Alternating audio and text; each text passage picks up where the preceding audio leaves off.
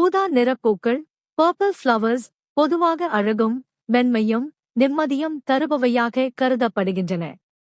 இப்பூக்கள் பல தாவரங்களில் காணப்படுகின்றன.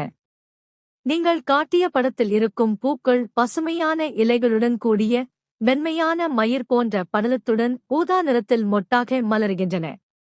ஊதா பூக்களின் தன்மைகள். 1. நிறத்தின் அர்த்தம். ஊதா நிறம் பெரும்பாலும் மரியாதை, ஆன்மீகம், சாந்தம், படைப்பாற்றல் ஆகியவற்றை குறிக்கிறது.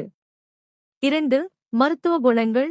சில ஊதா நிறப் பூக்கள் லாவெண்டர், கிளிட்டோரியா போன்றவை மூலிகை மருந்தாகவும் பயன்படுகின்றன. 3. அழகியல் மதிப்பு. அலங்காரத்திற்கும் தோட்ட வளர்ப்பிற்கும் பூங்கொத்தாகவும் அதிகம் பயன்படுத்தப்படுகின்றன. 4. மன அமைதி. ஊதா நிறம் மன அழுத்தத்தை குறைக்கும் தன்மை கொண்டதாக கருதப்படுகிறது. 5. மலர்ச்சியின் குறிப்பு. சில ஊதா நிற மலர்கள் குளிர்காலம் அல்லது வசந்த காலத்தில் அதிகம் மலர்கின்றன.